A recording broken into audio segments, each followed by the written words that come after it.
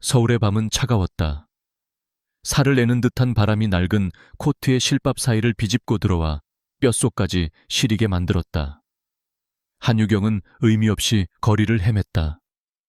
그녀의 발걸음은 이미 감각을 잃은 지 오래였고 그저 굶주림과 탈진이라는 본능적인 고통이 그녀를 앞으로 나아가게 할 뿐이었다. 진눈개비가 흩날리며 그녀의 뺨을 때리고 녹아내려 마치 눈물처럼 흘러내렸다. 화려한 넌사인이 꺼진 도시의 뒷골목은 그녀의 처지를 비웃는 듯 어둡고 축축했다. 며칠을 굶었는지 기억조차 나지 않았다. 마지막으로 따뜻한 음식을 먹었던 기억, 푹신한 침대에서 잠들었던 기억은 저 멀리 다른 세상의 이야기처럼 아득하게만 느껴졌다.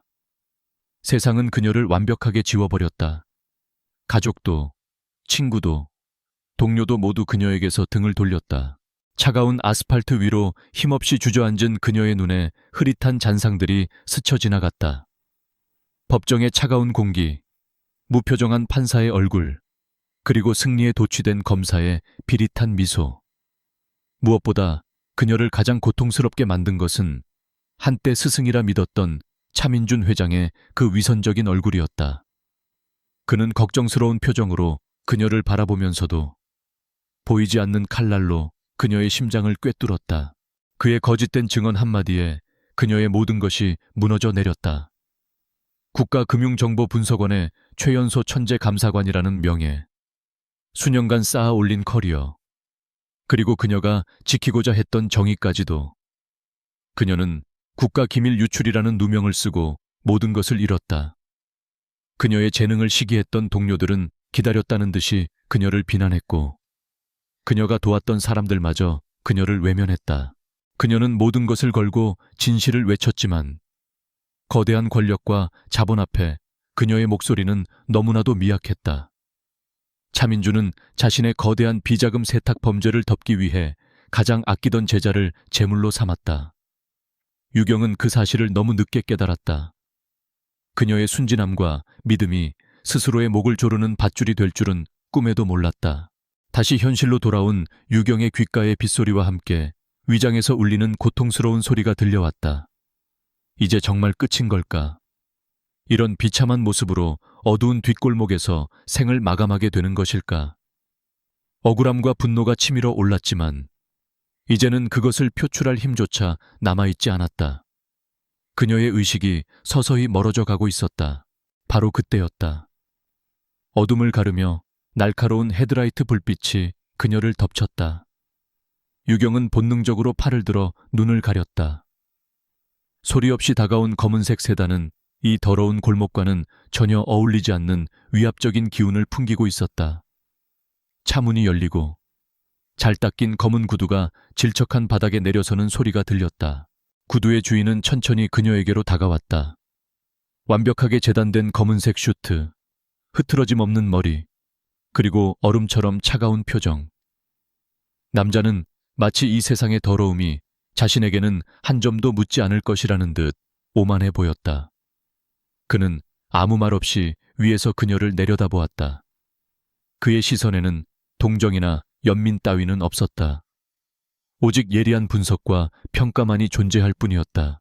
한유경 씨, 남자의 낮은 목소리가 차가운 공기를 가르며 울렸다. 자신의 이름을 아는 낯선 남자의 등장에 유경은 흐릿한 의식 속에서 마지막 남은 경계심을 끌어모았다. 누구지 어떻게 나를 아는 거지? 하지만 그녀는 입을 열어 질문할 기력조차 없었다. 남자는 그녀의 혼란을 꿰뚫어 보고 있다는 듯 말을 이었다. 당신이 가진 모든 것을 잃었다는 건 알고 있겠지. 명예, 직업, 인간관계, 심지어 내일 아침을 맞이할 희망조차도. 그의 말은 칼날처럼 날카롭게 그녀의 폐부를 찔렀다. 사실이었기에 반박할 수 없었다. 남자는 그녀의 침묵을 긍정으로 받아들였다. 그는 품 안에서 손수건을 꺼내 그녀에게 건네는 대신 자신의 구두 끝에 묻은 작은 오점을 닦아냈다. 그 사소한 행동에서 그의 냉혹함이 고스란히 드러났다. 하지만 당신에게는 아직 잃지 않은 것이 하나 있어.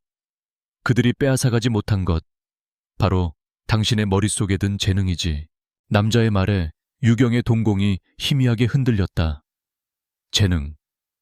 한때는 축복이었지만 결국 그녀를 나락으로 떨어뜨린 저주가 되어버린 그것. 그녀의 재능은 차민준에게 이용당했고 이제는 그녀를 증명할 아무런 수단도 되지 못했다. 그녀는 속으로 비웃었다. 이런 상황에서 재능 따위가 무슨 소용이란 말인가. 그 재능을 이 더러운 골목에서 썩힐 생각인가. 남자가 다시 물었다. 그의 목소리에는 미세한 조롱의 기운이 섞여 있었다. 그는 유경의 앞에 쪼그려 앉아 그녀와 눈높이를 맞췄다. 가까이서 본 그의 눈은 깊이를 알 수 없는 심연처럼 어둡고 차가웠다. 그 눈을 마주한 순간 유경은 자신도 모르게 숨을 삼켰다. 이 남자는 위험했다. 당신은 누구죠? 마침내 유경이 갈라진 목소리로 물었다. 그녀의 목소리는 너무나 작아서 남자에게 들렸을지 의문이었다. 하지만 남자는 명확하게 들었다는 듯 입꼬리를 살짝 비틀었다. 그것은 미소라기보다는 경멸에 가까운 표정이었다. 나는 당신에게 기회를 주러 온 사람이다. 기호에, 복수할 기회. 복수라는 단어가 그녀의 귓가에 맴돌았다. 죽어있던 심장이 희미하게 다시 뛰기 시작하는 것 같았다. 차민준, 그리고 그의 아들 차동석. 자신을 배신하고 나락으로 밀어넣은 그들의 얼굴이 떠올랐다. 그들을 향한 증오가 꺼져가던 생명의 불씨를 다시 지폈다. 하지만 어떻게 지금의 자신은 아무것도 가진 것이 없는 빈털터리였다. 당신이 뭘 원하는지 모르겠지만 난 아무것도 줄 게 없어요. 아니, 내가 원하는 건 오직 하나뿐이다. 당신의 재능, 숫자의 흐름을 읽고 숨겨진 진실을 파헤치고 거대한 금융제국의 심장을 꿰뚫을 수 있는 당신의 그 비상한 능력 말이야. 남자는 자리에서 일어났다. 그는 다시 그녀를 내려다보며 마지막 제안을 던졌다. 그의 목소리는 거부할 수 없는 명령처럼 들렸다. 나에게 당신의 재능을 바쳐라. 그럼 나는 당신에게 복수를 위한 무대와 자원을 제공하지. 당신을 배신한 자들을 당신의 손으로 직접 심판하게 해주겠다. 선택은 당신의 몫이다. 여기서 굶어 죽든가 아니면 내 손을 잡고 지옥에서 기어 나오든가. 남자는 그녀에게 손을 내밀지 않았다. 그저 그의 말이 끝나자 검은 세단의 뒷문이 소리 없이 열렸을 뿐이다. 그 안은 바깥의 추위와는 단절된 따뜻하고 안락한 공간처럼 보였다. 유경은 한참 동안 망설였다. 이 남자는 누구이며 왜 자신에게 이런 제안을 하는 것일까? 그의 목적은 무엇일까? 하지만 그런 의문들은 지금의 그녀에게는 사치였다. 그녀의 눈앞에는 두 개의 길만이 놓여 있었다. 하나는 차가운 아스팔트 위에서 맞이하는 비참한 죽음. 다른 하나는 정체를 알 수 없는 악마와의 위험한 거래. 그녀는 자신의 삶이 이미 지옥의 밑바닥에 떨어졌다는 것을 알고 있었다. 더 이상 잃을 것도 두려워할 것도 없었다. 유경은 마지막 남은 힘을 쥐어짜 땅을 짚고 일어섰다. 비틀거리는 그녀의 몸은 금방이라도 쓰러질 것 같았지만 그녀의 눈빛만은 이전과 달랐다. 절망과 체념 대신 차가운 분노와 결의가 그 자리를 채우고 있었다. 그녀는 남자를 똑바로 바라보며 떨리는 다리를 이끌고 한 걸음 검은 세단을 향해 걸어갔다. 그녀가 차에 오르자 문이 닫히며 바깥 세상의 모든 소음과 추위를 완벽하게 차단했다. 남자는 그녀의 옆자리에 앉아 운전사에게 나지막이 지시했다. 차는 부드럽게 골목을 빠져나와 서울의 밤거리 속으로 미끄러져 들어갔다. 유경은 창밖으로 빠르게 스쳐 지나가는 풍경을 멍하니 바라보았다. 방금 전까지 자신이 버려져 있던 그 거리가 이제는 아득하게 멀게 느껴졌다. 내 이름은 권태하. 침묵을 깬 것은 남자였다. 유경은 고개를 돌려 그를 바라보았다. 권태하. 처음 들어보는 이름이었다. 하지만 그의 이름에서 느껴지는 무게감은 결코 평범하지 않았다. RS 코퍼레이션의 대표다. RS 코퍼레이션. 유경은 그 이름을 들어본 적이 있었다. 베일에 쌓인 민간 군사 기업이자 세계 금융가의 어두운 뒷골목에서 케르베로스라 불리는 그림자 조직 그들은 합법과 불법의 경계를 넘나들며 정보를 사고팔고 기업 간의 전쟁을 대리하며 막대한 부를 쌓는다고 알려져 있었다. 그런 조직의 대표가 왜 저였죠. 당신이 필요하니까. 당신의 날카로운 분석력과 집요함이, 그리고 무엇보다 당신의 복수심이 필요하다. 권태하의 눈이 어둠 속에서 번뜩였다. 그의 눈빛 속에서 유경은 자신과 같은 종류의 깊은 증오를 읽었다. 이 남자 또한 복수를 꿈꾸고 있었다. 그들의 목표가 같다는 것을 직감적으로 깨달았다. 유진 파이낸셜 그룹, 그리고 차민준 회장. 당신이 상대해야 할 적은 당신이 생각하는 것보다 훨씬 더 거대하고 추악하다. 혼자서는 절대 이길 수 없어. 권태하는 마치 그녀의 생각을 읽고 있다는 듯이 말했다. 그는 자신의 재킷 안주머니에서 작은 파일을 꺼내 그녀에게 건넸다. 유경이 파일을 열어보자. 그 안에는 자신이 알지 못했던 유진그룹의 수많은 비리 자료와 해외 계좌 내역들이 정리되어 있었다. 이것은 그녀가 수년간 쫓았던 진실의 아주 작은 조각에 불과했다. 이건 시작에 불과해. 진짜 전쟁은 이제부터다. 유경은 파일을 든 손에 힘을 주었다. 그녀의 심장이 뜨겁게 타오르기 시작했다. 절망의 끝에서 그녀는 마침내 복수의 칼자루를 쥘 기회를 얻었다. 비록 그 칼을 쥐어준 것이 악마일지라도 상관없었다. 그녀는 기꺼이 그의 칼이 되어 자신을 배신한 자들의 심장을 향해 날아갈 준비가 되어 있었다. 서울의 가장 추웠던 밤은 그렇게 끝나고 있었다. 그리고 한유경이라는 여자의 인생에서 가장 뜨거운 복수의 서막이 오르고 있었다. 그녀는 더 이상 버림받고 갈 곳 없는 약한 존재가 아니었다. 가장 차가운 남자의 품 안에서 그녀는 가장 위험한 무기로 다시 태어나고 있었다. 권태하의 차는 서울의 화려한 불빛을 뒤로하고 끝을 알 수 없는 어둠 속으로 빨려 들어갔다. 한유경은 창밖을 응시하며 생각에 잠겼다. 그녀는 방금 자신의 영혼을 악마에게 팔아넘긴 것일지도 모른다. 하지만 후회는 없었다.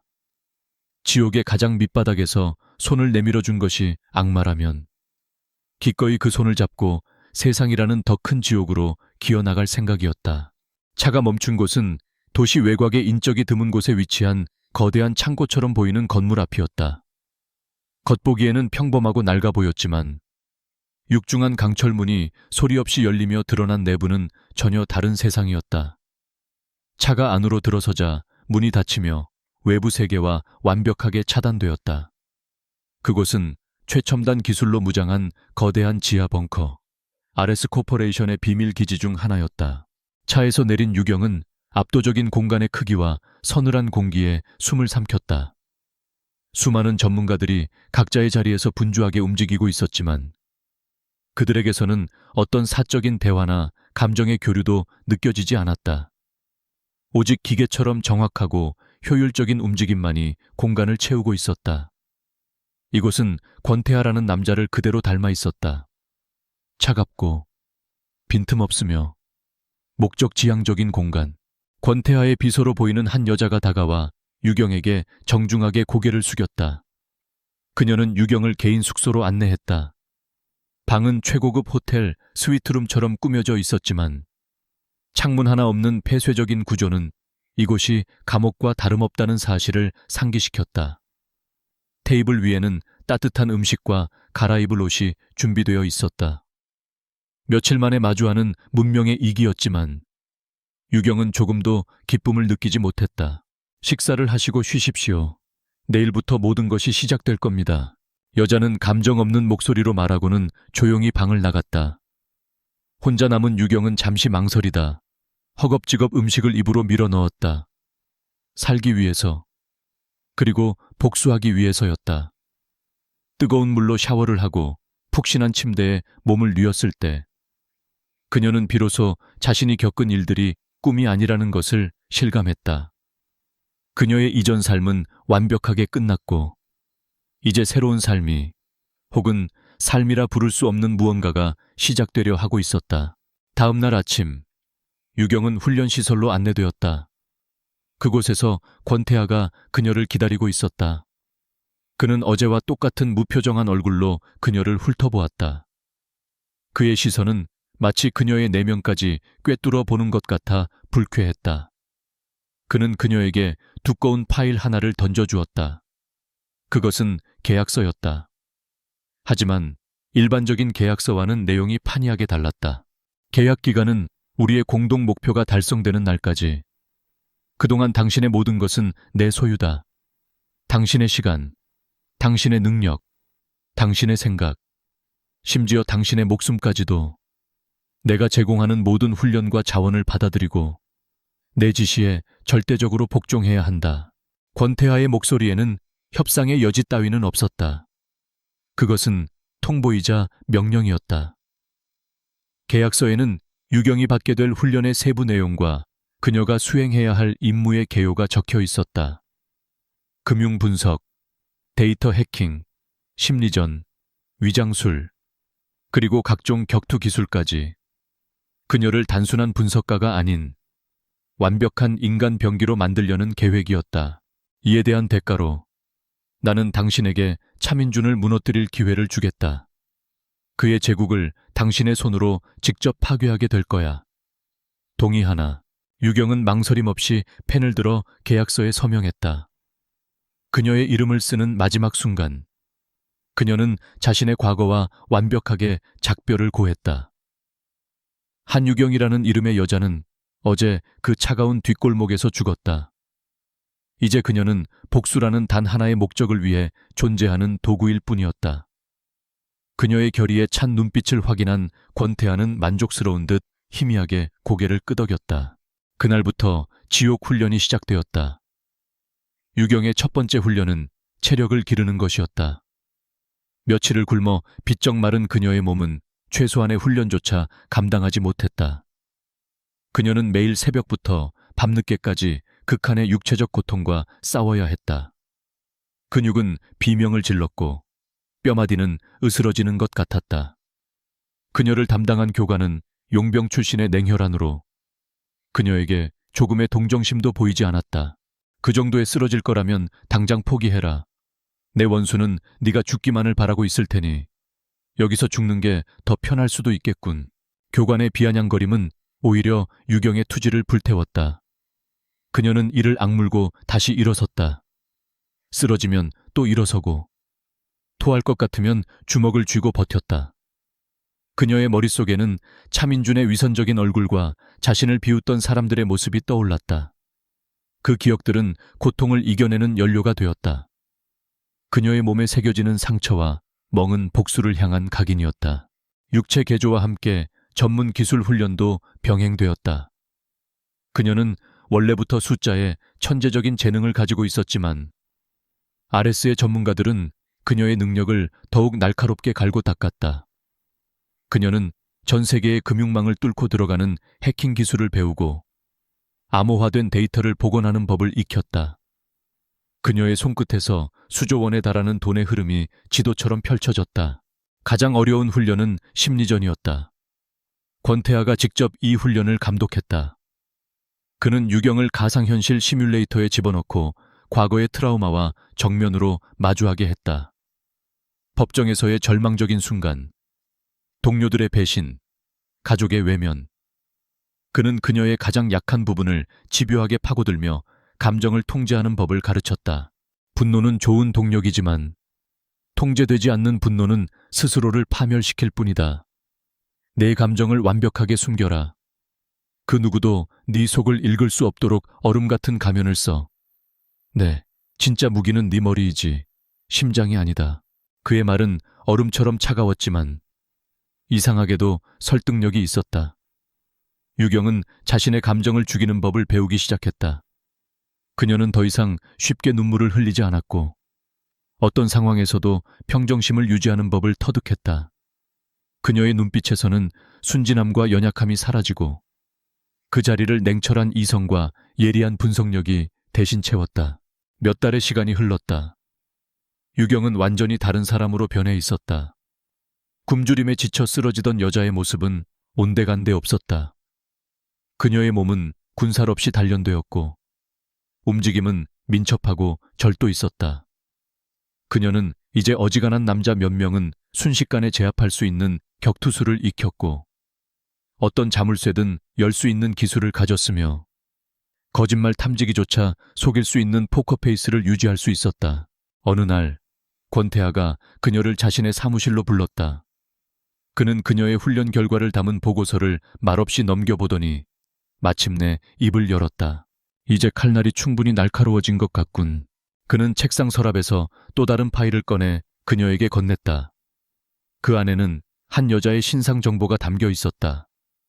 사진 속 여자는 세련되고 지적인 분위기를 풍겼다. 이름은 서지원. 나이는 유경과 같았다. 월스트리트에서 혜성처럼 등장한 유능한 투자 전문가라는 배경을 가지고 있었다. 오늘부터 당신은 한유경이 아니라 서지원이다. 미국에서 성공적인 커리어를 쌓고 최근 유진 파이낸셜 그룹의 스카우트 제의를 받고 한국으로 돌아온 인물이지. 그녀의 학력, 경력, 인간관계, 심지어 사소한 버릇까지 모든 것이 완벽하게 조작되어 있다. 이걸 모두 외워. 이제부터 이게 당신의 인생이니까. 유경. 아니, 서지원은 자신의 새로운 프로필을 꼼꼼히 읽어 내려갔다. 너무나 완벽해서 현실감이 없을 정도였다. RS 코퍼레이션의 정보 조작 능력은 상상을 초월했다. 그녀는 이제 과거의 흔적을 모두 지우고 새로운 가면을 쓴 채 적의 심장부로 걸어 들어가야 했다. 차민준의 아들, 차동석이 당신에게 관심을 보일 거다. 그는 유능하고 아름다운 여자를 전리품처럼 여기는 경향이 있거든. 그를 이용해 내부로 깊숙이 침투해. 필요한 정보는 우리가 뒤에서 제공할 거다. 권태하의 계획은 치밀했다. 그는 유경을 가장 날카로운 비수로 만들어 적의 심장을 향해 던질 준비를 마친 것이었다. 유경은 아무 말 없이 고개를 끄덕였다. 그녀의 마음은 놀랍도록 평온했다. 두려움이나 불안감은 없었다. 오직 차갑게 벼려진 복수심만이 그녀의 심장을 채우고 있었다. 그녀는 거울 앞에 섰다. 거울 속에는 낯선 여자가 서 있었다. 길게 웨이브진 머리, 세련된 메이크업, 명품 오피스룩을 완벽하게 소화한 여자. 눈빛은 자신감이 넘치면서도 어딘가 위험한 분위기를 풍겼다. 더 이상 과거의 상처에 아파하던 한유경은 그 어디에도 없었다. 그때 거울 속 그녀의 어깨 뒤로 권태하의 모습이 나타났다. 그는 말없이 그녀를 바라보고 있었다. 그의 눈빛은 여전히 차가웠지만 아주 희미하게나마 만족감이 서려 있는 것 같았다. 두 사람의 시선이 거울 속에서 마주쳤다. 하나는 복수를 위해 모든 것을 버린 여자. 다른 하나는 그 여자를 가장 완벽한 무기로 만들어낸 남자. 이제 준비는 끝났다. 권태하의 낮은 목소리가 사무실에 울려 퍼졌다.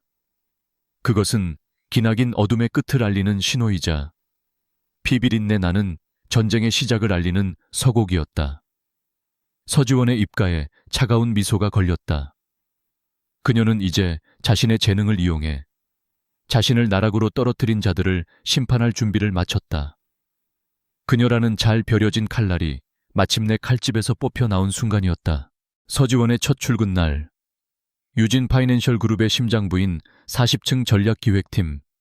사무실은 보이지 않는 술렁임으로 가득했다. 월스트리트에서 혜성처럼 나타나 회장 아들이 직접 스카우트했다는 소문은 이미 파다했다.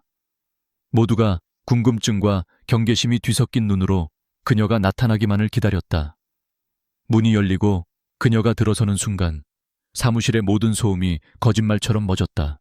그녀는 머리부터 발끝까지 완벽했다. 군더더기 없이 딱 떨어지는 최고급 블랙슈트, 절제된 액세서리, 그리고 어떤 감정도 읽을 수 없는 무표정한 얼굴. 그녀에게서는 신입의 어설픔이나 긴장감은 찾아볼 수 없었다. 오히려 수많은 전쟁터를 누비고 온 베테랑 장군 같은 위압감이 느껴졌다. 그녀는 사무실을 천천히 둘러보며 자신을 향해 쏟아지는 시선들을 아무렇지 않게 받아냈다. 이내 전략기획팀의 총괄 상무이자 차민준 회장의 아들인 차동석이 자신의 사무실에서 모습을 드러냈다. 그는 오만한 미소를 입가에 걸친 채 그녀에게 다가왔다. 그는 그녀의 외모와 자신감 넘치는 태도를 위아래로 훑어보며 만족스러운 표정을 지었다. 마치 진열장에서 가장 비싼 인형을 고른 어린아이 같은 표정이었다. 서지원 씨, 환영합니다.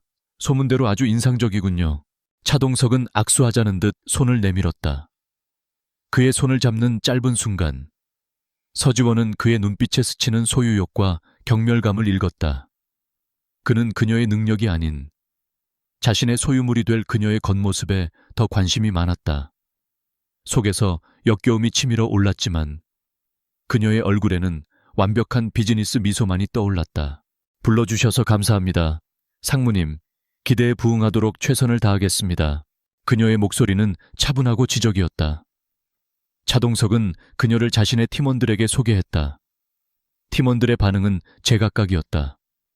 노골적인 질투를 드러내는 사람, 실력을 가늠하려는 듯 날카로운 눈으로 그녀를 분석하는 사람, 그리고 일단은 거리를 두려는 사람.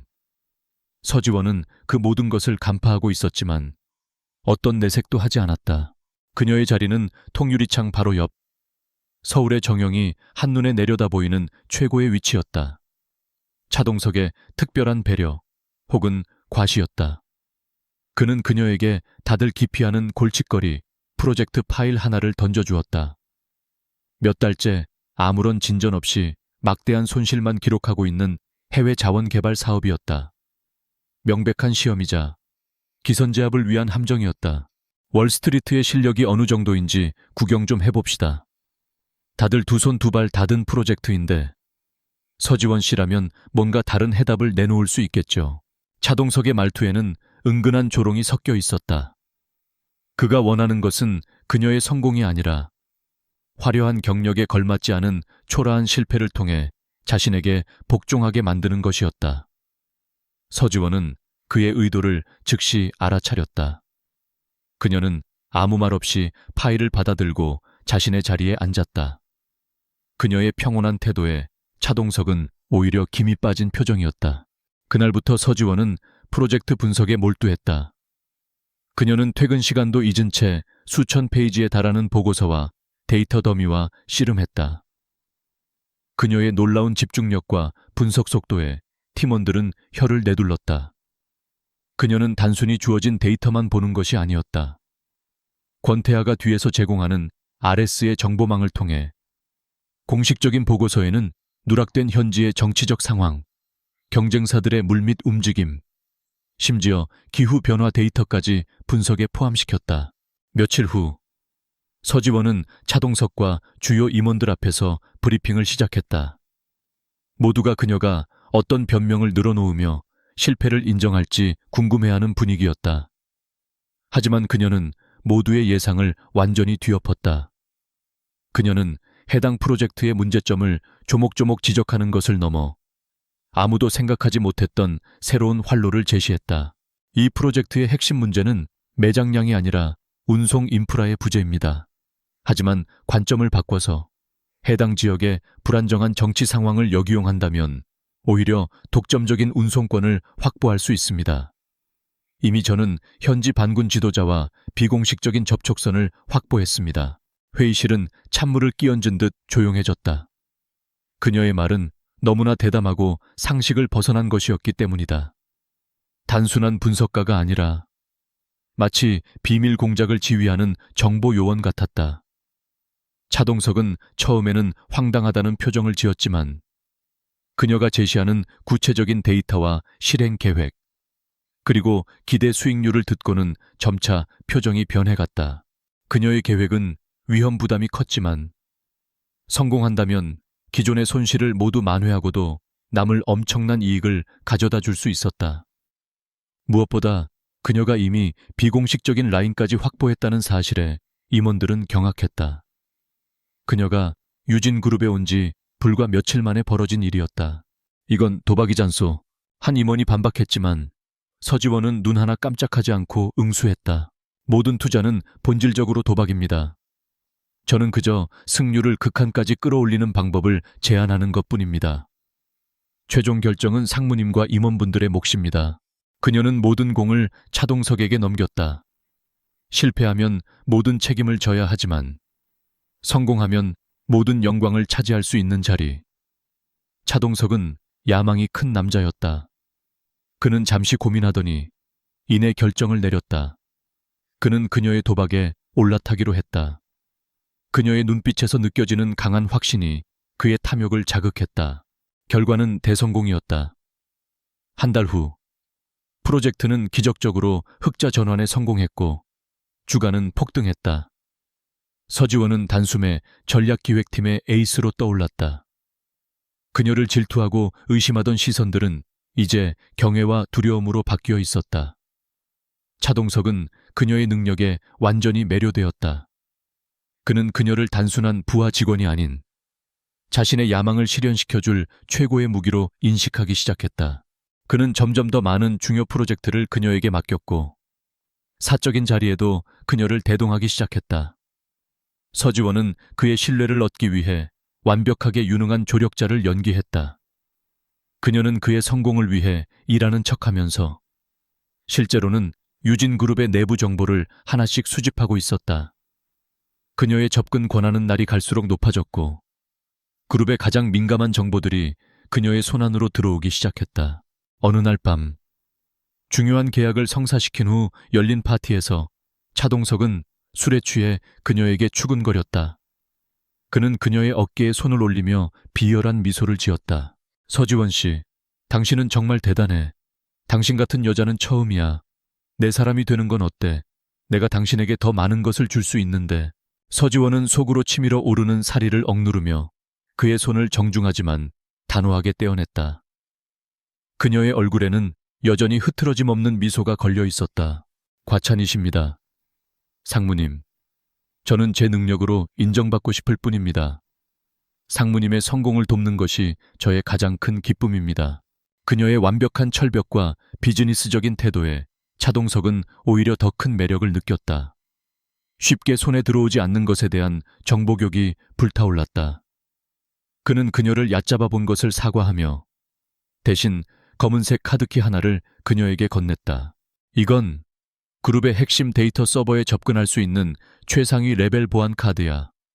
당신의 능력을 믿으니까 특별히 주는 거야. 이제 당신은 내가 하는 모든 일을 알게 될 거고 나를 더 잘 도울 수 있겠지. 서지원은 카드를 받아들었다. 차갑고 단단한 감촉이 손바닥에 전해졌다. 이것이 바로 그녀가 원하던 것이었다. 늑대가 마침내 양의 심장부로 들어가는 열쇠를 손에 넣은 순간이었다. 그녀는 차동석을 향해 그 어느 때보다 매력적인 미소를 지어 보였다. 그 미소 뒤에 숨겨진 차가운 칼날을 어리석은 남자는 전혀 눈치채지 못하고 있었다. 그녀의 가면은 완벽했다. 차동석이 건네준 검은색 카드키는 단순한 플라스틱 조각이 아니었다. 그것은 거대한 성의문을 여는 열쇠였고 적의 심장을 향해 꽂아 넣을 비수 그 자체였다. 서지원은 그것을 자신의 지갑 가장 깊숙한 곳에 넣었다. 그녀는 서두르지 않았다. 섣부른 행동은 의심을 낳고 의심은 곧 파멸로 이어진다는 것을 지난 몇 달간의 훈련을 통해 뼈저리게 깨달았기 때문이다. 그녀는 며칠 동안 평소와 다름없이 행동했다. 완벽한 일 처리 능력으로 차동석의 신임을 더욱 굳혔고 동료들에게는 적당한 거리를 유지하며 자신의 진짜 속내를 철저히 감췄다. 그녀는 마치 먹이를 눈앞에 둔 맹수처럼 가장 완벽한 사냥의 순간을 기다리고 있었다. 그 누구도 그녀의 차가운 미소 뒤에 숨겨진 섬뜩한 계획을 눈치채지 못했다. 기회는 예상보다 빨리 찾아왔다. 그룹의 중요한 해외 투자자들이 방문하여 모든 임원들의 관심이 그들에게 쏠린 어느 날 밤이었다. 대부분의 직원들이 퇴근하고 사무실이 텅 비었을 때 서지원은 야근을 핑계로 자신의 자리에 남아 있었다. 고요한 사무실에는 그녀의 키보드 소리와 서버실에서 울려 퍼지는 낮은 기계 음만이 존재했다. 자정이 가까워졌을 무렵 그녀는 자리에서 일어났다. 그녀의 발걸음은 소리 없이 복도를 가로질렀다. 마침내 그녀는 유진그룹의 모든 비밀이 잠들어 있는 핵심 데이터 서버실 앞에 섰다. 최고 등급의 보안 시스템이 붉은 빛을 깜빡이며 그녀의 접근을 가로막고 있었다. 그녀는 잠시 심호흡을 하고 차동석에게 받은 카드키를 인식장치에 가져다 댔다. 비빅 하는 짧은 소리와 함께 붉은 빛이 초록빛으로 바뀌었다. 육중한 강철문이 미세한 소음을 내며 열렸다. 문 안쪽은 바깥과는 전혀 다른 세상이었다. 수백 개의 서버가 내뿜는 열기를 식히기 위해 차가운 공기가 끊임없이 순환하고 있었고, 어둠 속에서 반짝이는 작은 불빛들이 마치 밤하늘의 별처럼 보였다. 이곳이 바로 유진이라는 거대 제국의 심장이었다. 서지원은 준비해온 초소형 USB 장치를 눈에 띄지 않는 서버 포트에 연결했다. RS 코퍼레이션에서 특수 제작한 이 장치는 어떤 보안 시스템에도 흔적을 남기지 않고 외부와 통신할 수 있는 일종의 백도어였다. 연결이 완료되자 그녀의 손목시계 화면에 작은 메시지가 떠올랐다. 연결 완료. 케르베로스 대기 중. 그녀는 자신의 자리로 돌아와 평범한 업무용 컴퓨터를 켰다. 하지만 그녀가 실행한 프로그램은 일반적인 문서 작업 프로그램이 아니었다. 화면 한 구석에 작은 콘솔 창이 열리고 그곳을 통해 권태아와 직접 통신할 수 있었다. 암호화된 텍스트가 빠르게 오고 갔다. 그의 지시는 짧고 명확했다. 권태아 서버 구조 스캔 시작. C7 구역의 회계 데이터베이스에 집중해라. 서지원 알겠다. 방화벽 우회 프로토콜 실행. 그녀의 손가락이 키보드 위에서 춤을 추기 시작했다. 그녀는 권태아의 안내를 받으며 유진그룹의 복잡한 데이터미로 속을 헤쳐나갔다. 수십 년간 쌓여온 방대한 자료들. 합법적인 거래 내역 뒤에 교묘하게 숨겨진 불법 자금의 흐름. 그녀의 눈이 날카롭게 빛났다. 이것은 그녀가 과거 금융정보분석원에 있을 때부터 그토록 찾아 헤매던 범죄의 증거들이었다. 몇 시간의 데이터 마이닝 끝에 그녀는 마침내 의미 있는 흔적을 발견했다. 바로 며칠 뒤에 실행될 예정인 거액의 자금 세탁 거래였다. 카이만 군도에 설립된 유령 회사를 통해 홍콩의 한 은행으로 수천억 원의 비자금이 송금될 계획이었다. 서류상으로는 대규모 해외 부동산 개발 투자로 위장되어 있었다. 완벽한 계획이었다. 하지만 서지원의 눈을 속일 수는 없었다. 서지원 목표 발견. 거래 예정일은 3일 후. 금액 3천억 원. 차민준의 개인 비자금으로 추정됨. 권태아 잘했다. 이제 첫 번째 균열을 낼 시간이다. 서지원 어떻게 할까? 거래를 취소시킬까? 권태아 아니. 그건 너무 노골적이다. 흔적을 남기지 않고 그들의 발을 묶어야 한다. 거래 자체를 실패하게 만들어라. 단순한 기술적 오류나 금융 시스템의 문제처럼 보이도록. 권태아의 지시는 악마처럼 교활했다. 그는 이 거래를 막는 것뿐만 아니라 유진그룹 내부에 혼란과 불신을 심으려 하고 있었다. 서지원은 그의 의도를 즉시 파악했다. 그녀는 권태아가 보내온 복잡한 코드를 분석하며 공격 계획을 세우기 시작했다. 그것은 외과 수술처럼 정교하고 대담한 계획이었다. 거래가 예정된 날이 밝았다. 차동석은 아침부터 들떠 있었다.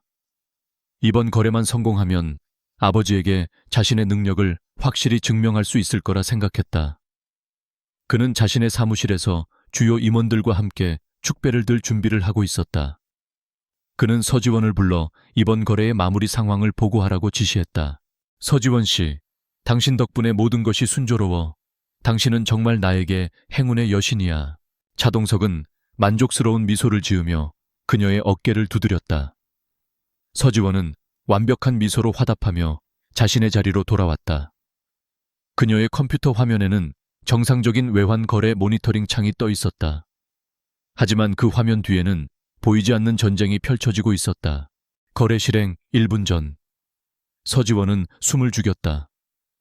그녀의 손가락이 엔터키 위에 조용히 올라갔다.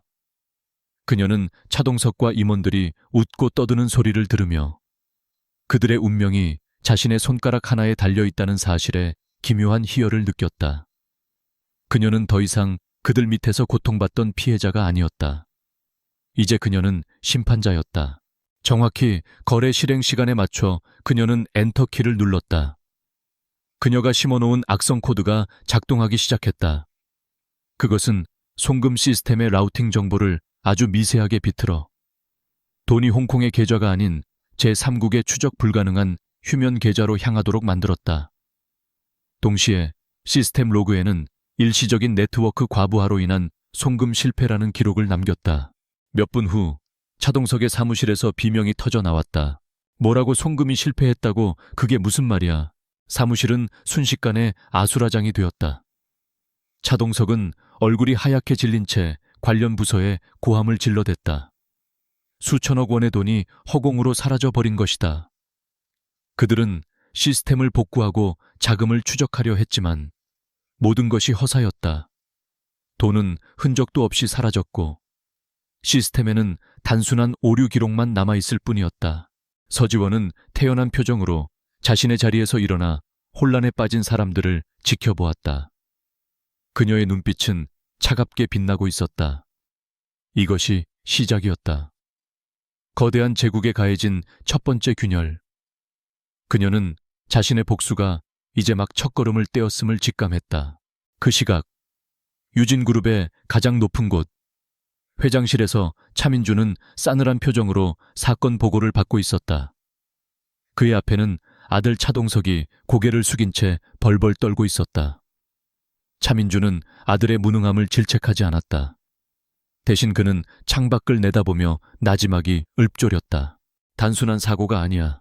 노회한 사냥꾼의 직감이 그에게 경고하고 있었다. 이것은 우연히 발생한 시스템 오류가 아니었다. 너무나도 깔끔하고 너무나도 완벽한 실패. 마치 보이지 않는 손이 모든 것을 조종하고 있는 듯한 느낌이었다.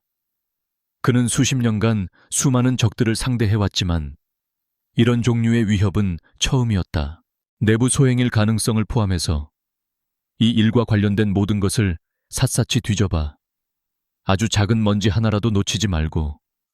우리 제국에 기생하려는 쥐새끼가 숨어 들어온 것 같으니. 차민준의 목소리는 얼음처럼 차가웠다. 그의 눈이 어둠 속에서 번뜩였다. 그는 아직 적의 정체를 알지 못했지만 보이지 않는 적을 향한 전쟁을 선포했다. 유진그룹이라는 거대한 성에 마침내 폭풍의 전조가 들이우고 있었다. 3천억 원 증발 사건 이후 유진 파이낸셜 그룹의 공기는 납처럼 무겁게 가라앉았다. 웃음소리는 사라졌고 복도를 오가는 직원들의 발걸음 소리마저 조심스러웠다. 모두가 서로를 의심의 눈초리로 쳐다보는 보이지 않는 감옥. 그 중심에는 상처 입은 맹수처럼 날뛰는 차동석이 있었다. 그는 자신의 무능함이 드러난 것에 대한 분노와 아버지 차민준의 싸늘한 질책에 대한 두려움으로 이성을 잃어가고 있었다. 차민준의 명령에 따라 그룹 내부에는 강도 높은 감사가 시작되었다. 회장의 충견으로 불리는 감사팀이 모든 부서를 샅샅이 뒤졌고 직원들의 모든 통신 기록과 컴퓨터 접속 로그가 감시 대상에 올랐다. 사무실 전체가 거대한 취조실처럼 변해버렸다. 차동석의 편집증적인 의심은 특히 최근에 가장 눈에 띄는 성과를 낸 서지원에게로 향했다. 그녀의 등장이 너무나 절묘했다. 그녀가 합류한 직후에 그룹은 큰 성공을 거두었지만 동시에 사상 최악의 금융사고가 터졌다. 차동석의 단순한 머릿속에서 그녀는 가장 유력한 용의자이거나 혹은 불운을 몰고 온 여자였다. 그는 그녀의 완벽한 일처리 능력과 어떤 상황에서도 흔들리지 않는 평정심이 오히려 더 의심스러웠다. 서지원은 자신을 향해 조여오는 포위망을 피부로 느끼고 있었다. 그녀의 모든 행동 하나하나가 감시당하고 있다는 것을 알았지만 그녀는 조금도 동요하는 기색을 보이지 않았다. 오히려 평소보다 더 완벽하게 업무를 처리하며 자신의 능력을 증명해 보였다. 그녀의 태연함은 차동석의 의심에 더욱 불을 지폈다. 그는 그녀의 가면을 벗겨내기 위해 직접 나서기로 결심했다. 어느 날 오후, 차동석은 서지원을 자신의 사무실로 불렀다. 이전의 친절하고 신사적인 태도는 온데간데 없었다. 그의 눈은 차갑게 빛나고 있었고 사무실의 공기는 날카로운 유리 조각처럼 팽팽했다. 그는 그녀를 소파에 앉히고는 와인을 한 잔 권했다. 아주 능숙하고 위선적인 함정의 시작이었다. 서지원 씨, 요즘 회사 분위기가 말이 아니지. 다들 힘들어해. 하지만 당신은 전혀 흔들림이 없는 것 같아. 역시 월스트리트에서 큰 물을 먹은 사람은 다른 건가? 그의 말에는 가시가 돋쳐 있었다. 서지원은 희미하게 미소 지으며 와인잔을 들었다. 위기 상황일수록 냉정해야 한다고 배웠습니다. 감정에 휩쓸리는 것은 아마추어들이나 하는 짓이죠. 그녀의 대답은 차동석의 심기를 건드렸다. 그는 본론으로 들어가기로 했다. 그는 책상 서랍에서 사진 한 장을 꺼내 그녀 앞에 테이블에 던졌다. 사진 속에는 인상 좋은 중년의 백인 남자가 있었다. 이 사람, 기억나. 당신이 월스트리트에서 일할 때 당신의 멘토였다던데. 이름이 존 스미스였나. 서지원의 심장이 쿵 하고 내려앉았다. 올 것이 왔다는 생각이 들었다. 사진 속 남자는 생전 처음 보는 사람이었다. RS 코퍼레이션에서 만들어준 그녀의 과거는 완벽했지만 이런 식의 기습적인 확인 작업까지는 예상하지 못했다. 그녀의 머릿속이 하얗게 비어버리는 찰나의 순간, 그녀의 귀 속에 장착된 초소형 무선 이어피스에서 얼음처럼 차가운 권태하의 목소리가 들려왔다. 권태하 존 스미스, 시카고 대학 출신, 지독한 낚시광, 작년에 아내와 이혼했다. 왼쪽 손목에 흉터가 하나 있지. 권태하는 그녀가 감시당하고 있다는 것을 예측하고 만약의 사태에 대비해 실시간으로 대응할 준비를 하고 있었던 것이다. 서지원은 불과 1초도 안 되는 시간 동안 자신의 표정 변화를 완벽하게 통제했다. 그녀의 얼굴에 떠오른 것은 당황이 아니라 반가움과 아련함이었다. 그녀는 사진을 집어들고 마치 옛 스승을 그리워하는 제자처럼 부드럽게 미소 지었다. 아, 존, 정말 오랜만이네요. 상무님께서 이분 사진은 어떻게 가지고 계십니까? 그녀의 자연스러운 반응에 차동석은 순간 당황했다. 하지만 그는 포기하지 않고 그녀를 떠보았다. 당신에 대해 좀 알아봤지. 중요한 인재니까. 그 사람 요즘은 어떻게 지낸다던가. 글쎄요. 작년에 사모님과 이혼했다는 소식을 듣고 마음이 많이 아팠습니다. 아직도 주말마다 광어 낚시를 하러 다니시는지 모르겠네요. 왼쪽 손목에 있는 흉터는 그때 생긴 상처인데 서지원은 권태하가 불러준 정보를 마치 자신의 기억인 것처럼 태연하게 읊었다.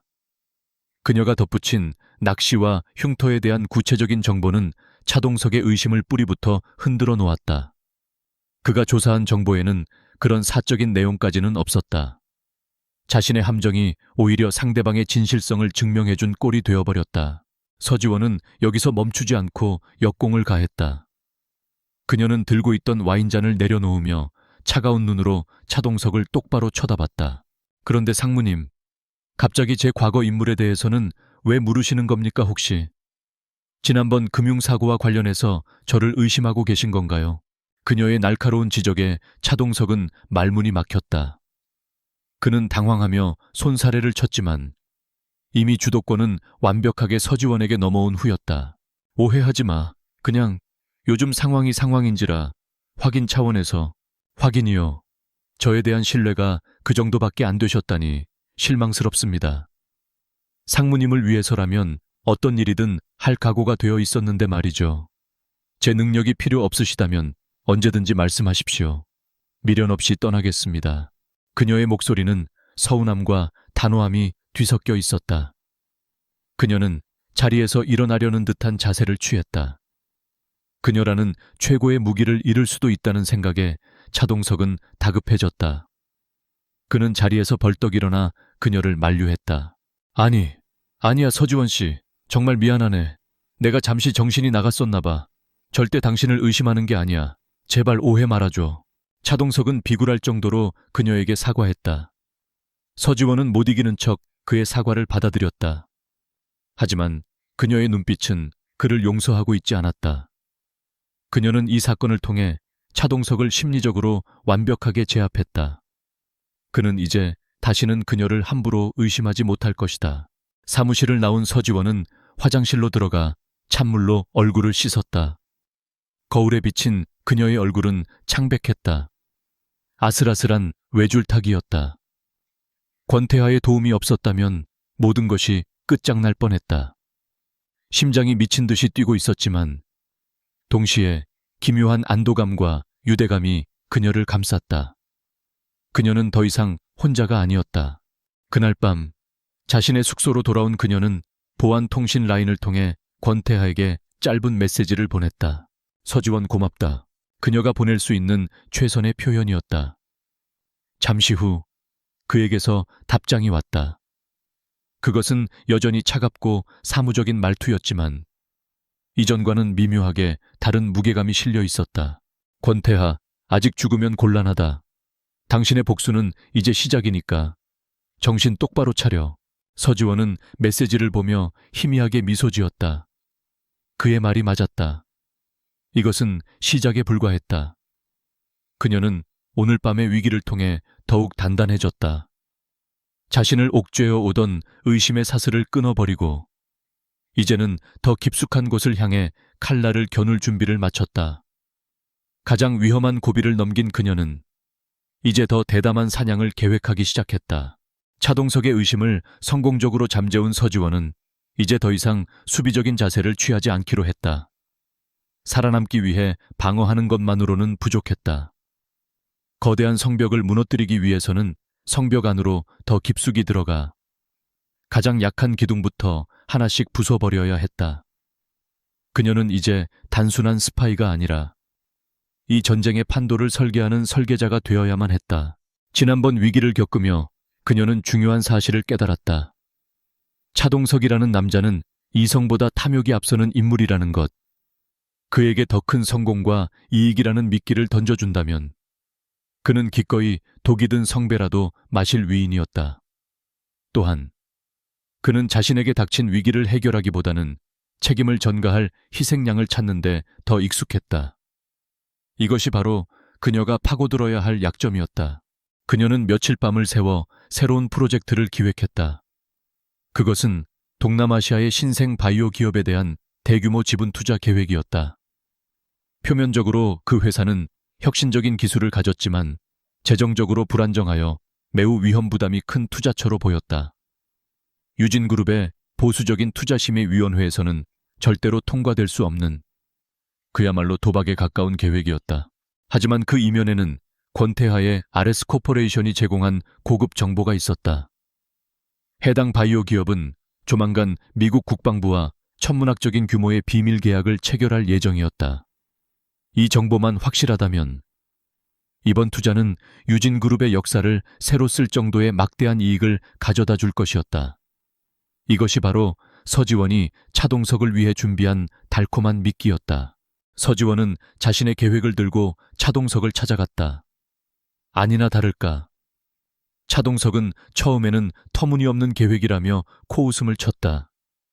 하지만 서지원이 제시하는 비밀 정보의 출처와 구체적인 예상 수익률 데이터를 보여주자 그의 눈빛이 흔들리기 시작했다. 그의 탐욕이라는 엔진에 시동이 걸린 것이다. 이 정보 확실한 건가? 세상에 100% 확실한 정보는 없습니다. 하지만 저는 제 모든 것을 걸 수 있습니다. 하이 리스크, 하이 리턴. 상무님께서 회장님께 인정받을 수 있는 가장 빠른 길이 될 겁니다. 그녀는 회장님께 인정받을 수 있는 길이라는 말로 그의 자존심을 교묘하게 자극했다. 차동석은 아버지의 그늘에서 벗어나고 싶어 하는 열등감 덩어리였다. 서지원의 제안은 그의 야망을 정확하게 관통했다. 결국 그는 이 위험한 도박에 다시 한번 베팅하기로 결심했다. 문제는 보수적인 투자심의위원회를 어떻게 통과시키느냐였다. 이때 서지원은 두 번째 계획을 꺼내놓았다. 바로 함정이었다. 그녀는 차동석에게 투자심의위원회를 건너뛰고 회장의 긴급 재가를 통해 비공식적으로 투자를 진행하자고 제안했다. 그리고 이 모든 과정을 그룹 내에서 가장 깐깐하고 원칙주의자로 알려진 재무팀의 박상진 이사에게 들키도록 일부러 허술한 흔적을 남기자고 했다. 백 이사님은 분명히 이 일을 문제 삼을 겁니다. 그때 모든 책임을 그에게 떠넘기는 겁니다. 그가 무리하게 프로젝트를 방해하려다 오히려 회사의 막대한 이익을 놓치게 만들었다는 프레임을 씌우는 거죠. 그렇게 되면 상무님의 결단력은 더욱 돋보일 것이고 눈에 가시 갔던 박 이사도 제거할 수 있습니다. 서지원의 계획은 너무나도 대담하고 악랄해서 차동석마저도 잠시 할 말을 잃었다. 그는 서지원의 얼굴을 다시 쳐다봤다. 아름답고 지적인 얼굴 뒤에 숨겨진 냉혹함에 그는 전율을 느꼈다. 그는 그녀가 자신과 같은 종류의 인간, 혹은 자신보다 더 지독한 인간이라는 사실에 묘한 동질감과 흥분을 느꼈다. 계획은 서지원의 시나리오대로 정확하게 흘러갔다. 차동석은 회장 몰래 비자금을 일부 동원하여 비공식적으로 투자를 시작했다. 서지원은 이 과정에서 일부러 회계장부에 조작의 흔적을 남겼고, 이 정보는 예상대로 박상진 이사의 귀에 들어갔다. 정의감에 불타는 박 이사는 이사회를 소집하여 차동석의 독단적인 투자와 비자금 유용 의혹을 공식적으로 제기했다. 이사회가 열리던 날, 분위기는 살얼음판 같았다. 박 이사는 자신이 확보한 증거 자료들을 제시하며 차동석을 맹렬하게 공격했다. 차동석은 서지원의 각본대로 궁지에 몰린 척 연기하며 진땀을 흘렸다. 모든 것이 박 이사의 승리로 끝나는 것처럼 보였다. 바로 그때 회의실 문이 열리고 서지원이 들어왔다. 그녀의 손에는 막 타전된 긴급 외신 기사가 들려 있었다. 긴급 속보입니다. 동남아의 무명 바이오 기업 노바젠이 미 국방부와 50억 달러 규모의 신약 개발 계약을 체결했다는 소식입니다. 이로 인해 노바젠의 주식 가치는 하룻밤 사이에 30배 이상 폭등할 것으로 예상됩니다. 회의실의 모든 사람들이 충격에 휩싸였다. 50억 달러, 30배의 수익률. 그것은 상상조차 할 수 없는 천문학적인 숫자였다. 서지원은 이어서 차동석이 투자한 금액과 예상 수익을 보고했다. 유진그룹은 이번 투자로 창사 이래 최대의 이익을 기록하게 될 것이었다. 상황은 180도 뒤바뀌었다. 차동석은 회사를 위기로 몰아넣은 문제하에서 엄청난 성공을 이끈 영웅이 되었다. 반면 박상진 이사는 회사의 막대한 이익을 가로막을 뻔한 무능하고 시기심 많은 방해꾼으로 전락했다. 차민준 회장은 처음에는 아들의 독단적인 행동에 분노했지만 상상을 초월하는 결과 앞에서는 아무 말도 할 수 없었다. 그는 오히려 아들의 결단력을 칭찬해야만 했다. 박 이사, 자네는 너무 원칙만 따지다가 큰 그림을 놓치는군. 이번 일에 대한 책임은 분명히 져야 할 걸세. 차민준의 싸늘한 한마디에 박상진 이사의 운명은 결정되었다. 그는 결국 모든 책임을 지고 회사에서 불명예스럽게 쫓겨났다. 서지원은 무너져 내리는 그를 아무런 감정 없는 눈으로 바라보았다. 그녀는 무고한 사람을 희생시켰다는 죄책감을 느끼지 않았다. 이 지옥 같은 전쟁터에서 살아남기 위해서는 때로는 자신의 손에 피를 묻혀야만 했다. 이 사건으로 서지원의 입지는 유진그룹 내에서 그 누구도 넘볼 수 없을 정도로 확고해졌다. 그녀는 이제 차동석에게 없어서는 안 될 존재, 그의 야망을 실현시켜주는 유일한 파트너가 되었다. 차동석은 이제 그녀를 단순한 부하가 아닌 동등한 위치, 혹은 그 이상으로 대우하기 시작했다. 그는 그룹의 가장 깊숙한 비밀들까지도 그녀와 공유하기 시작했다. 그날 밤, 서지원은 자신의 숙소에서 권태에게 모든 상황을 보고했다. 서지원 계획 성공, 박상진 제거, 차동석은 이제 완전히 내 손안에 있다. 권태야 잘했다. 하지만 명심해. 차동석은 미끼일 뿐. 진짜 목표는 차민준이다. 늙은 늑대는 젊은 늑대와는 비교할 수 없을 정도로 교활하고 신중하지. 서지원 알고 있다. 이제 그 늙은 늑대의 목에 방울을 딸러갈 생각이다. 그녀의 메시지에는 강한 자신감이 묻어났다. 그녀는 이제 차동석이라는 튼튼한 방패이자 창을 손에 넣었다. 그녀는 이 무기를 이용해 철옹성 같던 차민준의 세계에 균열을 내고 마침내 그의 심장을 꿰뚫을 계획이었다. 그녀의 복수는 이제 중반을 향해 치닫고 있었다. 차동석의 절대적인 신임을 얻게 된 서지원의 권한은 상상을 초월했다. 그녀는 이제 단순한 전략기획팀의 에이스를 넘어 차동석의 비밀, 참모이자 그룹의 비공식적인 2인자처럼 행동했다. 그는 그녀의 판단이라면 묻지도 따지지도 않고 따랐으며 그룹의 가장 민감한 내부 정보들까지도 스스럼 없이 공유했다. 서지원은 이 기회를 놓치지 않고 유진그룹의 판도라 상자를 열기 시작했다. 그녀의 목표는 현재의 비자금 흐름을 추적하는 것을 넘어 이 거대한 부패 제국의 뿌리를 찾아내는 것이었다. 차민준이라는 괴물을 만든 최초의 죄악은 무엇이었을까? 그녀는 수십 년치의 먼지 쌓인 과거 자료들을 파고들기 시작했다. 대부분의 자료들은 합법적인 투자와 인수합병 기록으로 위장되어 있었지만 그녀의 예리한 눈은 그 속에서 미세한 불협화음을 찾아냈다. 그러던 어느 날 밤, 그녀는 그룹의 가장 오래된 디지털 아카이브에서 이상한 파일 하나를 발견했다. 프로메테스 프로젝트라는 이름의 15년 전 인수합병 관련 파일이었다. 다른 프로젝트들과는 달리 이 파일은 수십 겹이 구시대적인 암호로 봉인되어 있었다.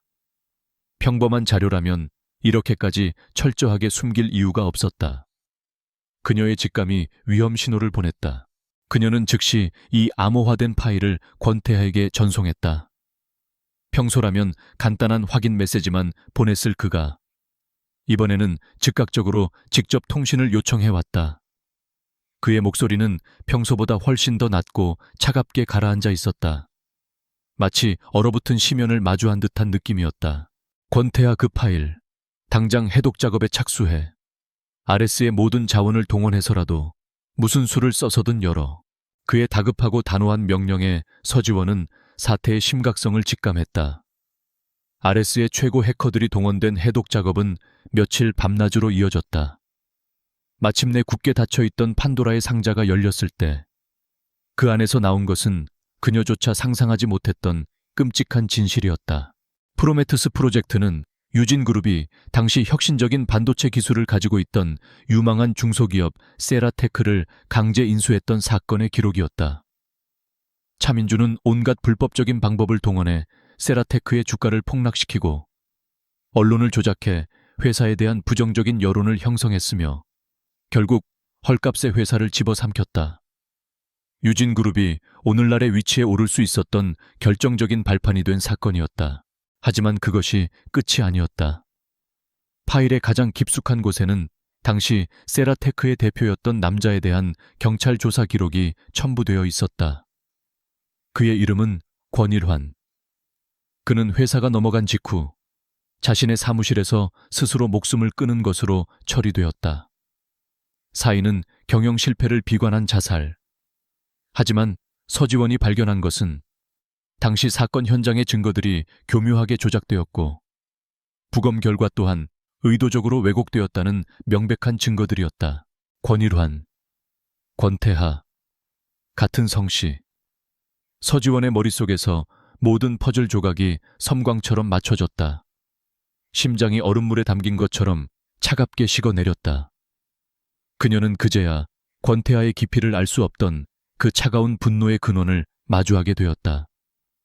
그의 복수는 단순히 비즈니스적인 원한이 아니었다. 그것은 아버지를 잃은 아들의 피 맺힌 절규였다. 그녀는 떨리는 손으로 보안 통신 장치를 들었다. 무슨 말을 해야 할지 알 수 없었다. 어떤 위로의 말도 이 끔찍한 진실 앞에서는 공허하게 들릴 터였다. 그녀가 통신을 연결하자 권태하가 먼저 입을 열었다. 그의 목소리는 감정이 완전히 배제된 기계처럼 차가운 소리였다. 마스나, 네. 그게 차민준이라는 남자의 방식이다. 그는 자신의 길을 막는 것은 무엇이든 부수고 빼앗고 심지어 죽여서라도 손에 넣지. 그는 내 아버지의 모든 것을 빼앗고 명예를 더럽히고 마지막에는 목숨까지 가져갔다. 권태하의 목소리에는 슬픔이나 분노 같은 감정이 실려 있지 않았다.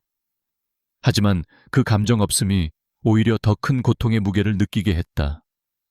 그는 너무나 오랫동안 이 복수를 가슴에 품고 살아온 나머지 슬픔조차도 마모되어 버린 것처럼 보였다. 서지원은 처음으로 이 차가운 남자를 향한 깊은 연민과 동질감을 느꼈다. 죄송해요.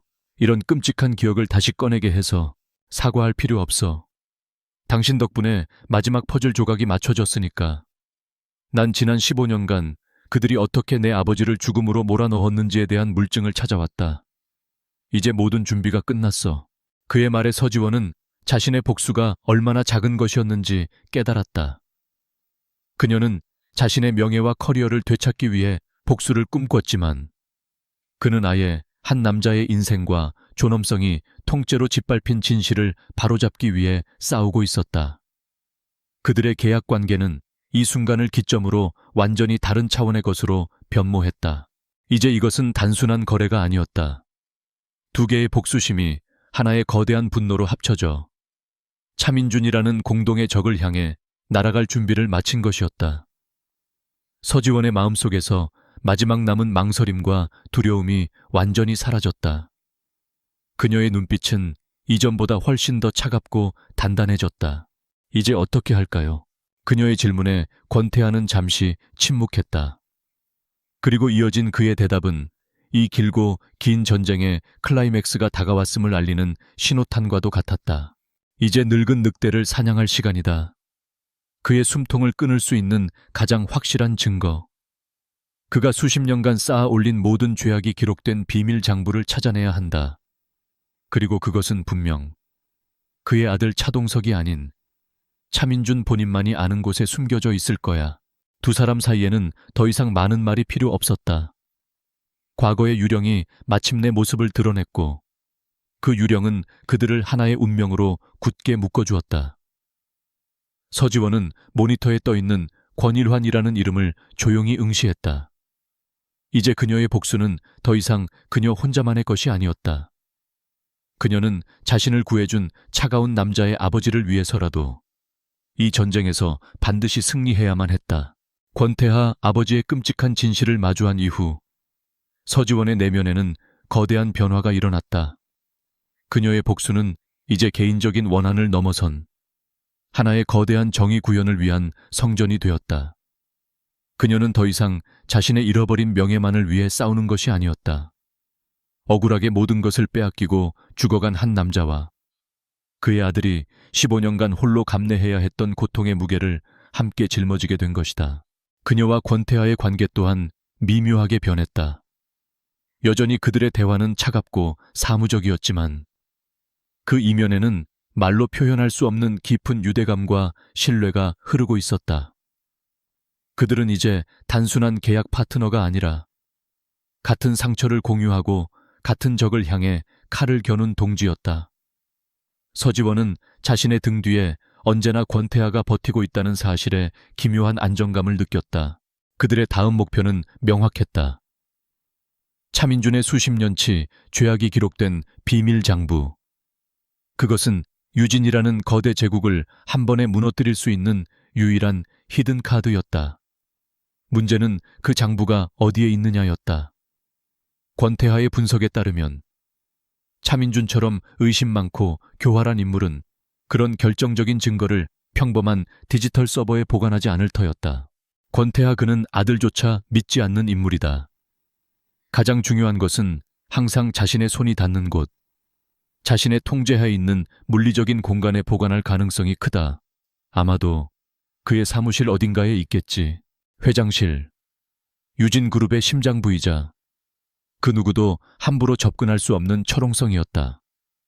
서지원은 그곳에 들어갈 명분을 만들어야 했다.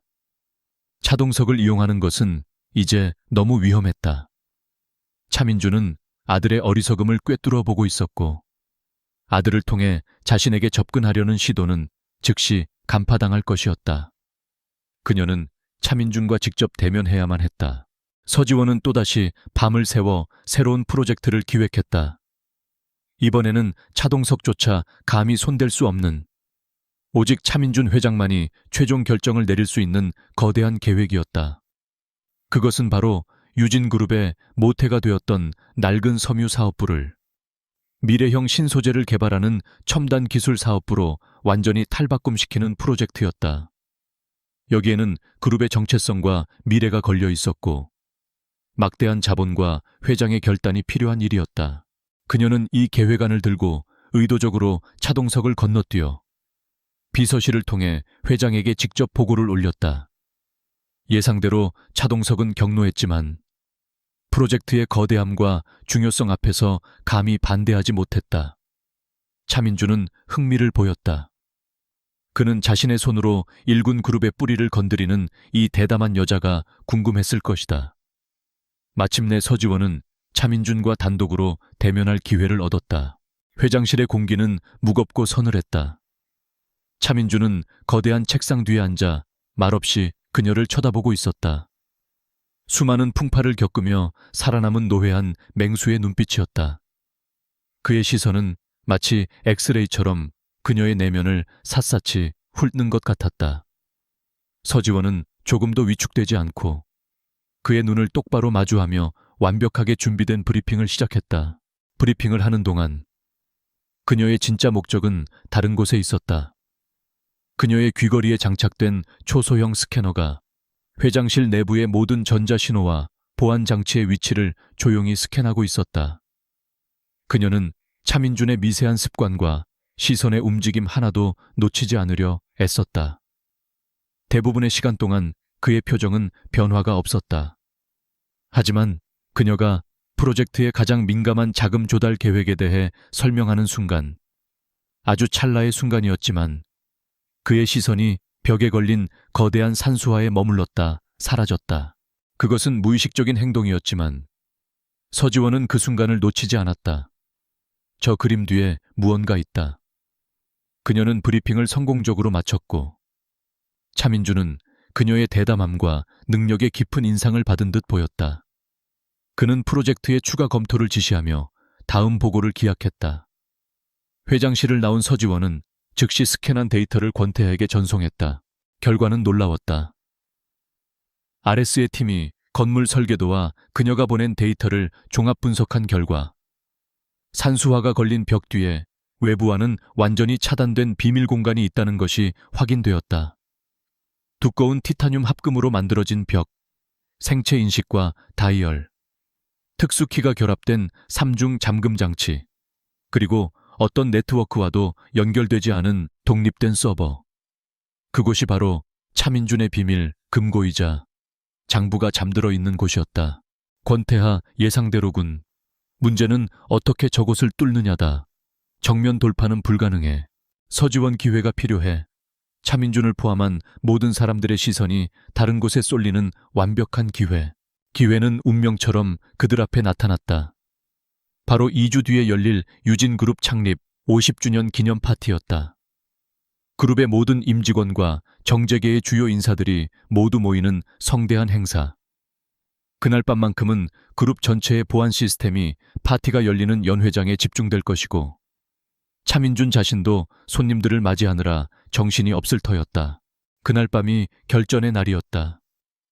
권태하와 서지원은 마지막 작전 계획을 세우기 시작했다. 작전명은 프로메테스의 불, 빼앗긴 것을 되찾고 거짓된 신에게 심판의 불을 내린다는 의미였다. 계획은 한 편의 영화처럼 정교하고 대담했다. 우선 서지원이 내부 조력자 역할을 맡는다. 그녀는 파티의 호스트 중 한 명으로서 자연스럽게 건물 내부를 돌아다니며 작전 시간 직전에 회장실로 통하는 구역의 일부 CCTV와 센서를 교란시킬 것이다. 이것이 작전 개시를 알리는 신호다. 신호를 받은 권태하의 최정예 침투팀이 건물 외부의 보안 사각지대를 통해 침투한다. 그들은 환기구를 통해 회장실이 있는 층까지 조용히 이동할 것이다. 그들의 임무는 오직 하나, 최단 시간 내에 비밀 금고의 물리적 잠금 장치를 해제하는 것이다. 잠금 장치가 해제되면 팀은 내부의 독립 서버에 특수 제작된 해킹 장비를 연결한다. 수십 년치의 방대한 데이터를 다운로드하는 데는 최소 15분의 시간이 소요될 것이다. 이 15분이 작전의 성패를 가를 가장 위험한 시간이었다. 그동안 서지원은 연회장에서 차민준과 차동석의 발을 묶어두며 시간을 벌어야 했다.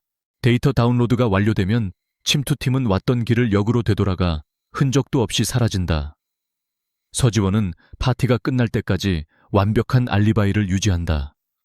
모든 것이 성공한다면 유진그룹은 다음 날 아침 자신들의 제국을 무너뜨릴 폭탄이 세상에 공개되었다는 사실조차 모른 채 파멸을 맞이하게 될 것이다. 작전 계획 브리핑이 끝났을 때 통신 장비 너머로 짧은 침묵이 흘렀다. 먼저 입을 연 것은 권태하였다. 권태하 위험한 작전이다. 실패하면 당신은 물론 우리 모두 끝장이다. 정말 할 수 있겠나? 그의 목소리에는 드물게도 인간적인 걱정이 묻어 있었다.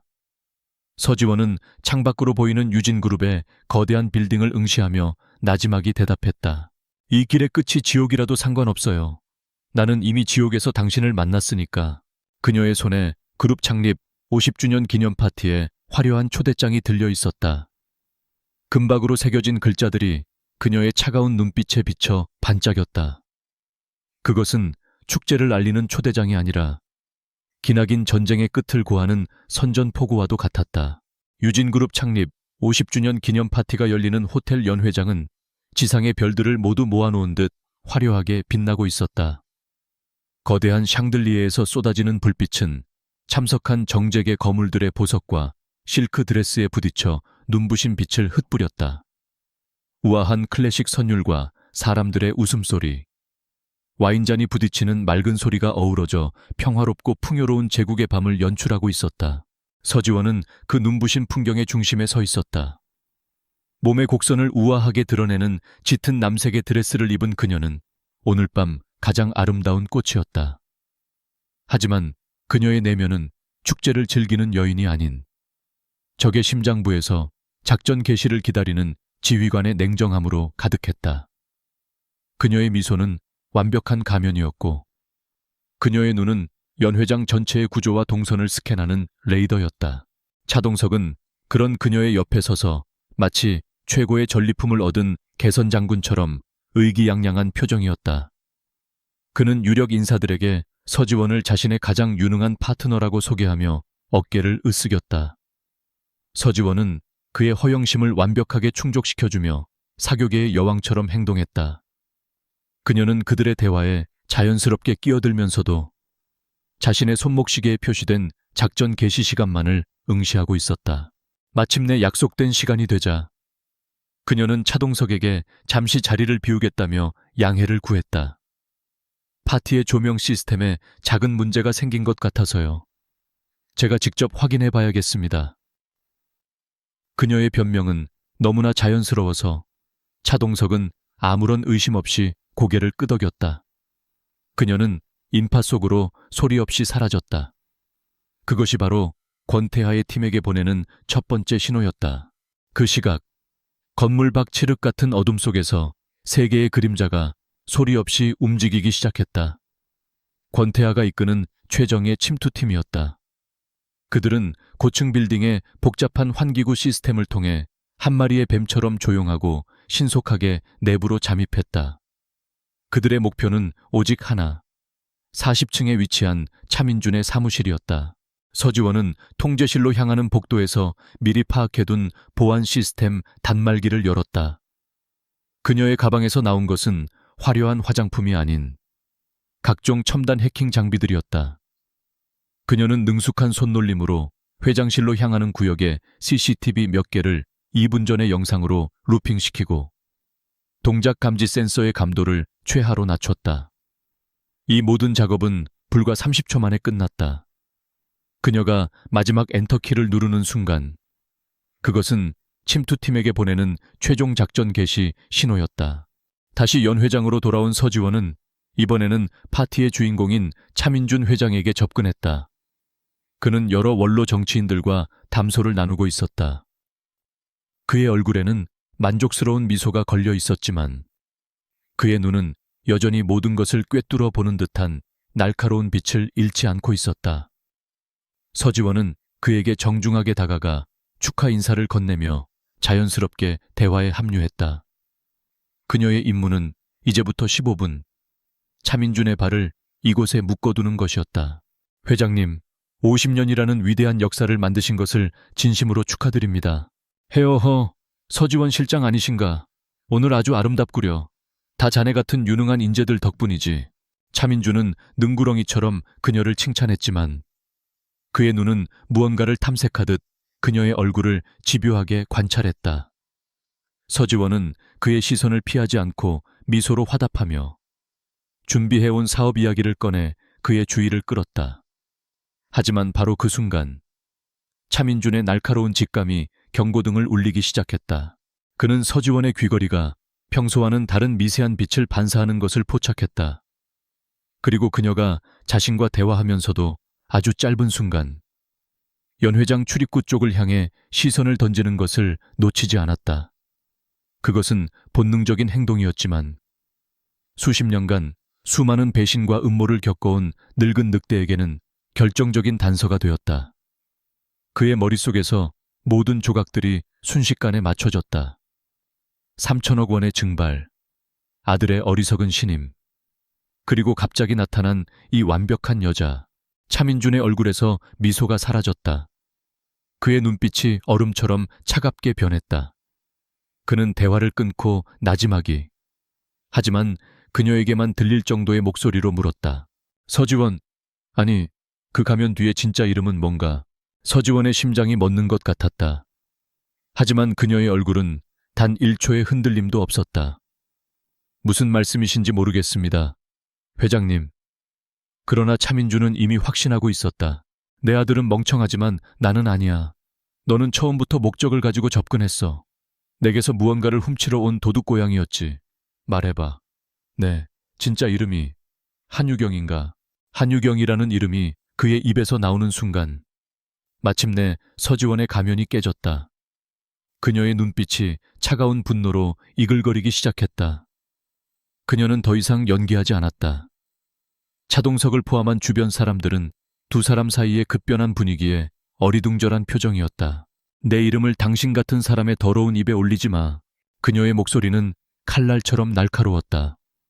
그 순간 차민준이 손을 들어 신호를 보내자 연 회장 곳곳에 배치되어 있던 보안 요원들이 일제히 움직이기 시작했다. 모든 출입구가 봉쇄되었다. 파티는 순식간에 거대한 함정으로 변했다. 내년이 감히 내 잔치에 재를 뿌려 쥐새끼처럼 기어들어온 이상 살아서 나갈 생각은 마라. 차민준이 고함을 치는 순간 서지원은 몸을 날렸다. 그녀는 테이블 위에 은쟁반을 집어들어 자신에게 달려드는 보안 요원에게 던지고 하이힐을 벗어 손에 쥔 채 인파 속으로 뛰어들었다. 연 회장은 비명과 함께 아수라장이 되었다. 그 시각 모든 상황을 실시간으로 모니터링하던 권태하는 작전이 실패했음을 직감했다. 그의 헤드셋에서 팀원들의 다급한 목소리가 들려왔다. 회장실 접근 성공. 하지만 데이터 다운로드에 최소 10분 소요. 권태하는 망설이지 않았다. 그의 입에서 얼음 같은 명령이 떨어졌다. 작전 변경, 플랜 B를 실행한다. 전원, 즉시 연 회장으로 진입해. 목표는 한유경의 확보다.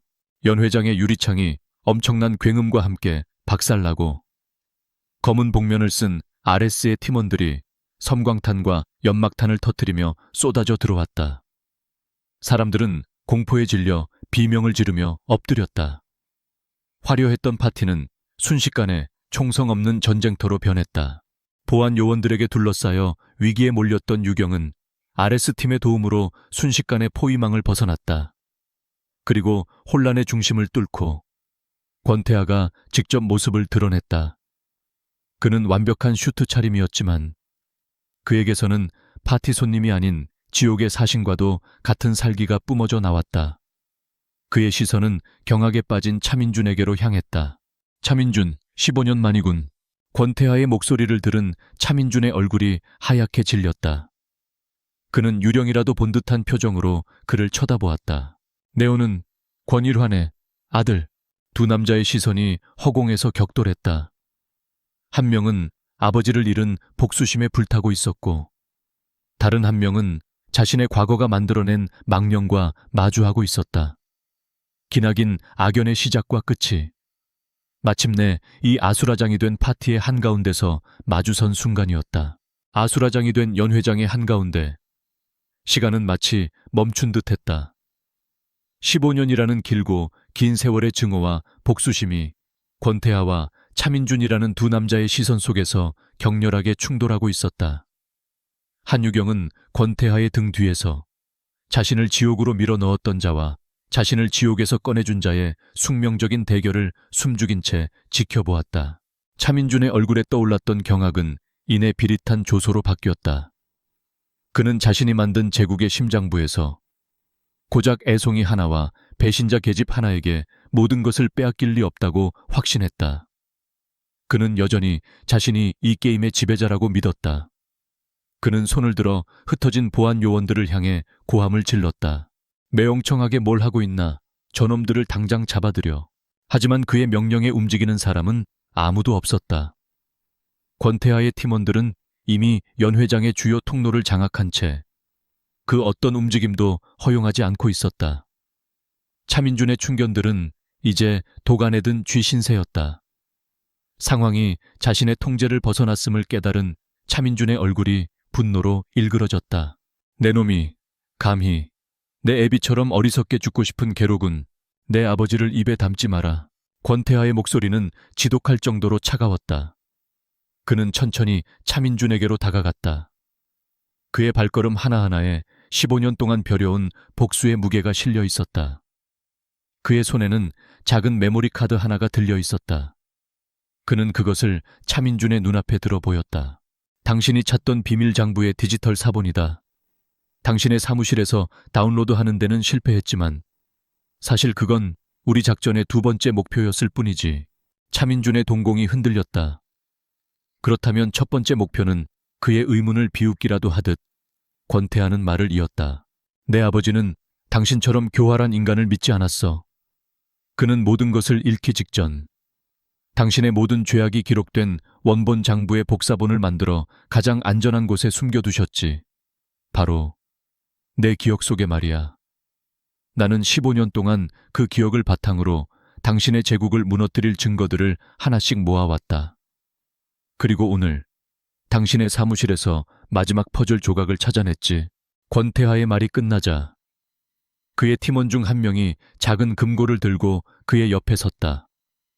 그것은 차민준의 비밀 금고 안에 있던 또 다른 비밀 공간에서 찾아낸 것이었다. 그 안에는 권일환이 죽기 직전 남긴 유서와 차민준의 범죄를 입증할 결정적인 원본 서류들이 들어 있었다. 모든 것이 끝난 것이다. 차민준의 이성이 마침내 끊어졌다. 그는 더 이상 고고한 제국의 황제가 아니었다. 모든 것을 잃고 막다른 길에 몰린 한 마리의 늙고 상처 입은 짐승일 뿐이었다. 그는 품 안에 숨기고 있던 작은 권총을 미친 듯이 뽑아들었다. 그의 총구가 향한 곳은 권태하가 아닌 이 모든 비극의 시작점이자 자신의 완벽한 제국에 균열을 낸 한유경이었다. 내년만 없었어도 유경씨, 권태하가 외치는 것과 동시에 총성이 울렸다. 하지만 총알은 유경의 몸에 닿지 않았다. 번개처럼 움직인 권태하가 그녀의 앞을 막아서며 그녀를 품에 안고 쓰러졌기 때문이었다. 그의 단단한 등이 그녀를 완벽하게 감싸고 있었다. 두 번째, 총성이 울리기 전 RS 팀원들의 총구가 불을 뿜었고 차민준의 손에서 권총이 떨어져 나가며 그의 비명이 연회장을 울렸다. 그때였다. 호텔의 모든 문이 거칠게 열리며 검찰 특수수사팀 소속 수사관들이 쏟아져 들어왔다. 그들은 권태하가 오랫동안 비밀리에 접촉하며 증거를 제공해왔던 그 어떤 외압에도 흔들리지 않는 정의의 칼날이었다. 차민준, 당신을 살인교사, 수천억 원대 횡령 및 비자금 조성 혐의로 긴급 체포합니다. 수사관들이 차민준과 그의 곁에서 넋이 나간 채 서 있던 아들 차동석에게 차가운 수갑을 채웠다. 화려했던 제국이 무너져 내리는 순간이었다. 사람들의 비명과 카메라 플래시, 수사관들의 고함 속에서 유경은 자신을 감싸 안은 권태하의 품 안에서 떨고 있었다. 그녀는 조심스럽게 그를 밀어내며 그의 몸을 살폈다. 괜찮아요. 어디 다친 데는? 다행히 총알은 그의 팔을 스쳐 지나갔을 뿐이었다. 짙은 슈트 소매가 붉게 물들고 있었지만 그는 아무렇지도 않다는 듯 무표정한 얼굴이었다. 그는 유경의 얼굴을 어루만지며 그녀가 무사한지를 먼저 확인했다. 그의 차가운 손가락이 그녀의 뺨에 닿는 순간 그녀는 자신도 모르게 눈물을 흘렸다. 안도감과 서러움, 그리고 이름 모를 감정들이 뒤섞인 눈물이었다. 며칠 후 세상은 유진그룹의 붕괴 소식으로 떠들썩했다. 차민준 일가의 추악한 범죄가 만천에 드러났고 그들이 쌓아 올린 모래성은 허무하게 무너져 내렸다.